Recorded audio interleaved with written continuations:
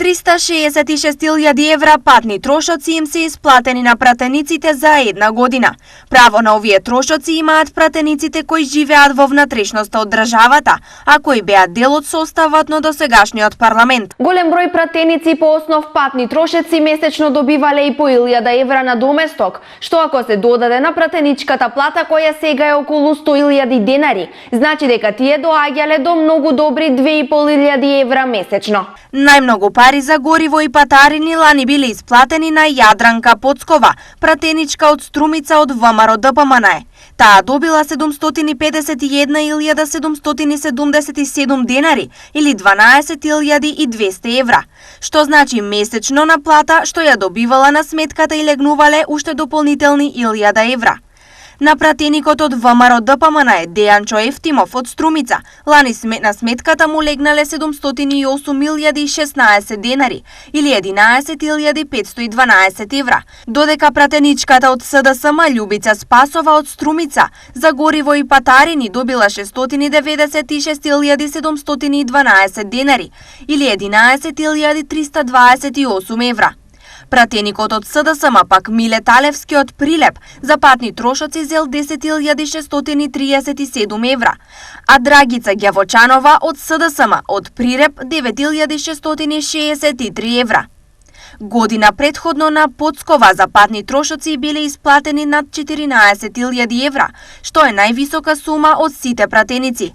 Високо котира и Жаклина Лазаревска од СДСМ од Струмица, на која биле исплатени 13.500 евра, додека Мирче Аджиовски од Струга, пратеник од редовите на ВМРО ДПМН зел 14.400 евра. Патните трошоци како енормна висока ставка секогаш се болна тема за граѓаните, а на дневен ред ги ставаат и некои политички партии, кои веќе долго повикуваат нив да ги нема.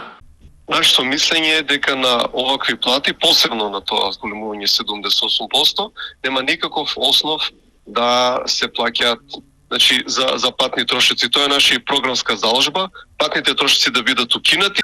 И сега околу патарините, тоа се плаќа надоместок за патарина, пратениците добиваат од 2006, тоа го има донесено Комисијата за избори и именувања и кое што се коси со Законот за пратеници и Законот за собрание, затоа што таму се таксативно наведени сите привилегии на пратениците кои што може да ги добиваат, таа привилегија нема. Од своја страна за рационален парламент веќе долго зборуваат и од ВМРО ДПМН, а нивната цел е наместо 120 парламентот да се сведе на 90 пратеници.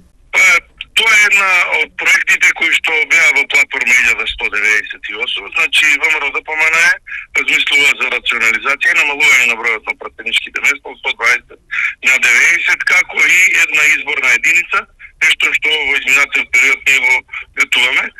Тоа не зависи само од нас, веќе сега сме во фаза на предформирање на парламент, ние како дел од проектите кои што ги имаме ќе ги понудиме право на коалиционите партнери, а потоа и на сите оние кои што ќе го формираат и ќе учествуваат во парламентот, се пред се на парламентарните партии, па ќе видиме што ќе се случува понатаму.